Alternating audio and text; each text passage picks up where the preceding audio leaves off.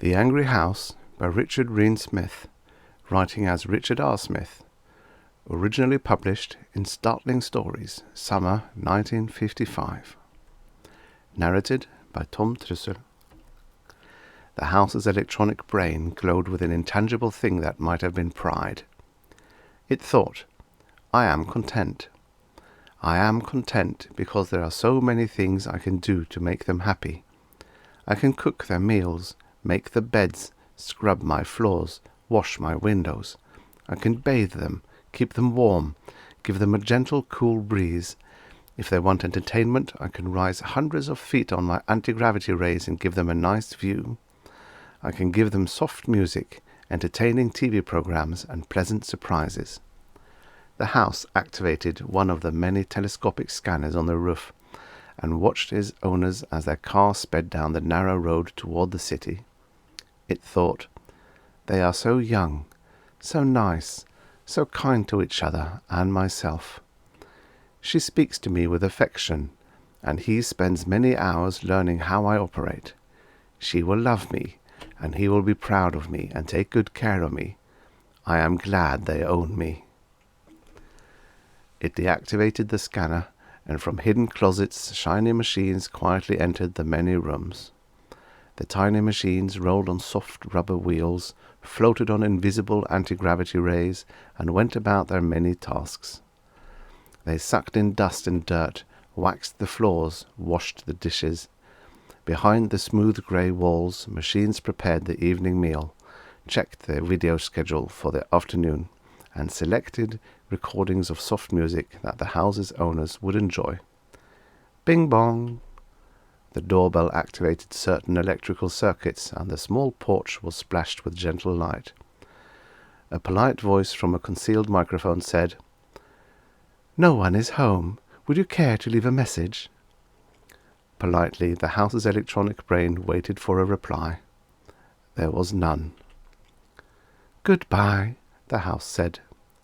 It felt a key in the front door. It was not like their key. It did not fit snugly. This key wasn't meant for its front door. It hurt slightly, but it opened the door. The intruders stepped into the foyer. 3 infrared scanners peered at the 2 strangers. One was a woman, long blonde hair, grey eyes, small pointed nose, blue dress and blue high-heel shoes. The house evaluated her, discarded the word beautiful, and decided on the words curvaceous and sexy. Yes, it would use those words to describe her to its owners when they returned. It wondered briefly if they were relatives of its masters. The man was short, stocky, dark hair, brown eyes. The house searched its files but could not find any complimentary adjectives. It spoke. "No one is home. Would you care to leave a message?" It wished it could inquire as to what they wanted, but there were no circuits for that. "Shut up," the man said. "Beg pardon?" "Shut up. Keep quiet." "Yes, sir," the house responded. It was constructed to obey orders, but that order was an unfamiliar one which it didn't like. "Tell it to turn on the lights," the woman said nervously. "Turn the lights on." The house waited several seconds. It was obliged to obey orders of guests. But were these people guests? It searched memory circuits. Guests were people who came to visit while owners were home. Guests were friendly, talkative. The house decided this man and woman did not fit in that category of identification. Hurriedly, it searched its myriad electrical networks and found the only logical description of the intruders: burglars. Behind the walls, relays clicked and infinitesimal electrical charges darted across a spidery web of silver wires, only to find themselves in the dead ends of missing connections. "The anti-burglar installations are missing," the house thought frantically. If the protective devices had been present, it would have been able to spray the intruders with tear gas, paralyze them with electrical charges, thrust them from the house with anti-gravity rays, or kill them by any one of a dozen methods. Without the anti-burglar mechanisms, it was defenseless. "What can I do?" The house wondered. What can I do? Reluctantly, the house turned the lights on. You sure the burglar alarms haven't been installed? The woman asked anxiously. Hell, do you think I'd come here if I wasn't sure? I told you I'd talk to the construction man. There's a shortage right now. They won't be put in until next week. The family doesn't know. The company didn't want to lose a sale. The woman's eyes widened with admiration as they scanned the hardwood floors, ankle-deep scatter rugs, angular furniture, large picture windows, wall-to-wall bookcase, and abstract multi-dimension paintings. They must have money, she commented. How do we find the... The man snapped muscular fingers with a sharp cracking sound. We'll ask the house. A momentary silence. Then the man's gruff voice. House, where's the safe? I cannot divulge that information. It felt proud when it didn't hesitate in its answer. There were many things it couldn't tell anyone, and it had carefully memorized them. Its cost, its female owner's age, anything related to the owner's sex or personal life, and, mainly, the location of various things, including the safe. Tell us, the man shouted. No. Damn you! Beg pardon? Go to hell! Relays clicked silently behind the grey walls. It had been instructed at the factory to explain when it couldn't obey an order. It searched its directory circuits and said mechanically, Hell, a noun, the place of the dead or departed souls, more correctly Hades, the place of punishment for the wicked after death. I have no soul, therefore I cannot go to hell. I am sorry. The woman laughed. Let's start looking. We got hours. The house watched as the strangers searched the room. It watched as the man took a knife from his pocket and ripped through the upholstery of a chair. Please stop, the house implored. The strangers did not reply. An unpleasant sensation rippled through the house's electrical circuits. It wanted to make its owners happy. They wouldn't be happy when they returned and saw the ruined furniture. They would be sad, perhaps angry. She would cry and he would frown. It tried again. Please stop. The woman was removing books from the bookcase. The man continued searching the furniture. They wouldn't stop when it asked them to. If it only had the burglar devices. Now there was no way for it to fight. Or is there? It wondered. The lights went off. Turn the lights on! The woman screamed. No. Use the flashlight, the man said. Simultaneously, 2 beams of light slashed through the darkened room. The strangers resumed their search. The house thought, They're trying to find the safe containing the money and jewels. I can't tell them where it is. I can't stop them. I need help. It cut into the phone circuits and dialed the number of its factory.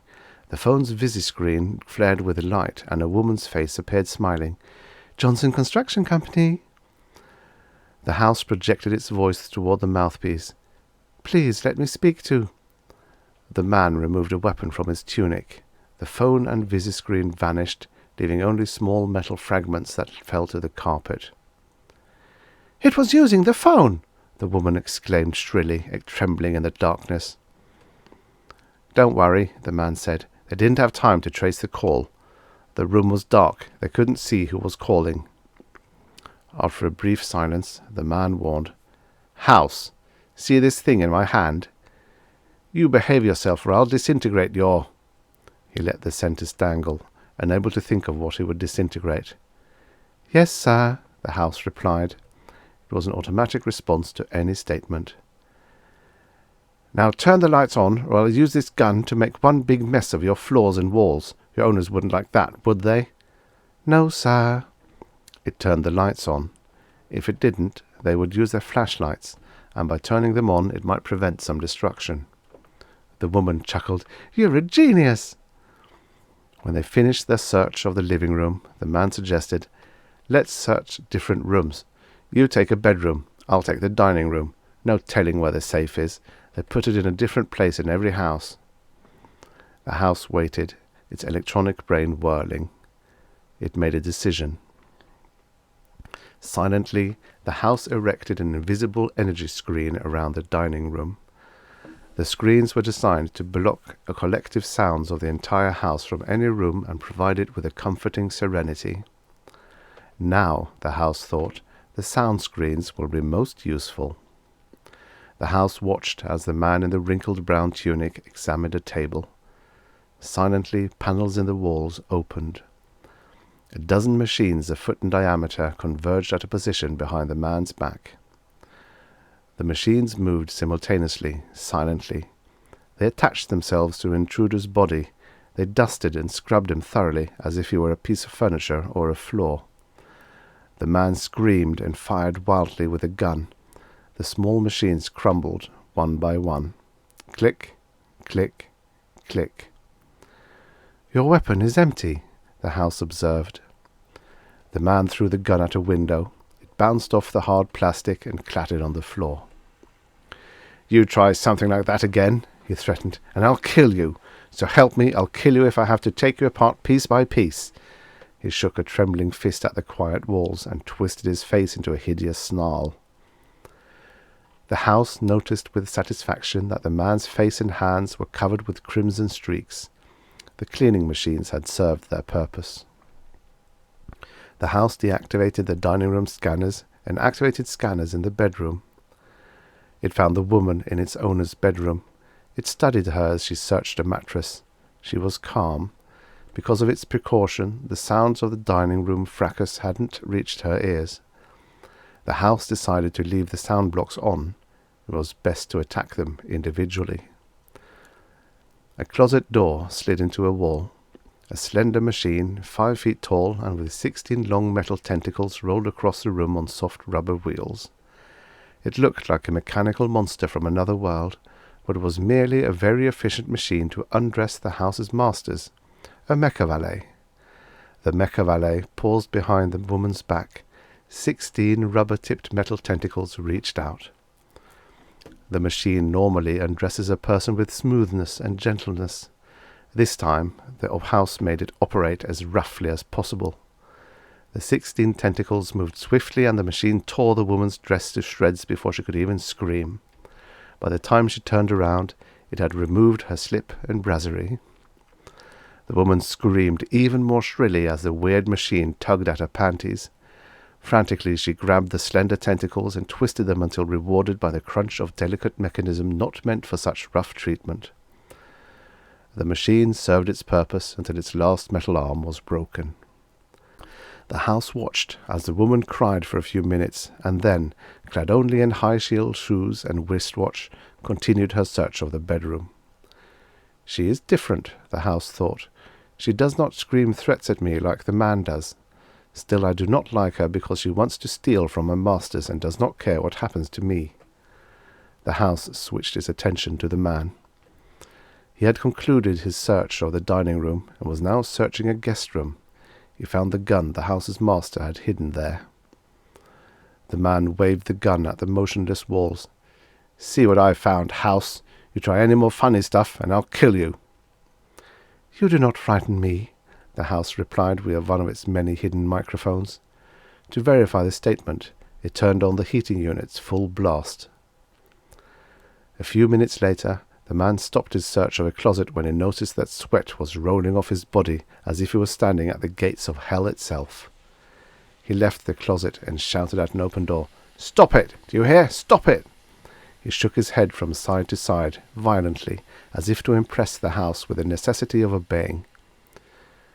"You can't stop me with a gun," the house informed him.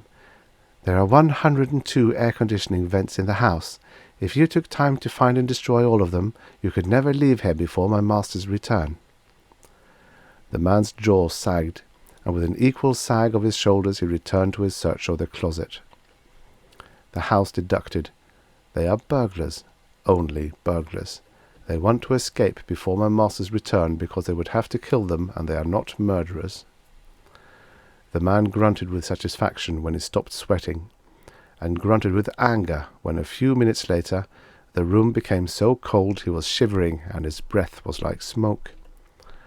The house established automatic circuits to give the room a continuous fluctuation of temperature from extreme heat to extreme coldness every 2 minutes, and turned his attention to the woman. Still attired only in shoes and wristwatch, the woman was now searching the bathroom. Quite by accident, she touched a certain spot of the medicine cabinet and stared with fascination as the cabinet swung completely around to display its back, which was the safe. It was unlocked. She grabbed the large metal box inside, opened it, and glanced at the few glittering jewels and small bundle of bills. "It's here!" she cried. She whirled and took a step toward the door. That was as far as she got for several minutes. The bathroom was equipped with automatic dispensers of temporary and permanent depilatories. The house's male masters used the temporary depilatory to shave with every morning, and the house was well acquainted with their use. It selected the permanent depilatory, and nozzles set in the tile walls squirted large gobs of it on the woman's head. Slender rubber tentacles reached out and massaged the depilatory into the hair. Faucets swung and sprayed jets of warm water. In a few seconds, the woman was completely hairless. She stared with horror at the blonde hair in the pool of water at her feet. "Was it permanent?" she wondered aloud. "Yes," the house replied. She screamed and picked up a small weighing machine. With uncontrollable anger, she smashed the machine against the medicine cabinet. With an equal but emotionless anger, the house squirted soap into her eyes and sprayed her naked body with alternate jets of hot and cold water. The house won the battle. The woman groped blindly for the jewel box and staggered from the bathroom. The house turned its attention to the man again. He had searched the kitchen without incident, but as he walked toward the door, a nearby food dispenser opened. Prunes, waffles, bacon, eggs, and toast left the machine with abnormal speed and struck him. He turned just in time to receive cherry pie, spaghetti and meatballs, butter, vegetable soup, and ice cream in his face. He shouted something unprintable at the house, wiped the mess from his face, and took another step toward the door. Half of a watermelon hurtled from the food dispenser and squashed against his skull. He stumbled, fell, and slid. He heard the woman cry, "I found it!" He pulled himself to his feet. He ran into the hall and froze when he saw the naked, hairless apparition that stumbled from the bathroom. For a moment he forgot the money and gasped, "What happened?" "Depilatory," she explained. "The house did it." She wiped soap from bloodshot eyes with the back of her hand. "When we get out, give me your gun. I want to give this house something to remember."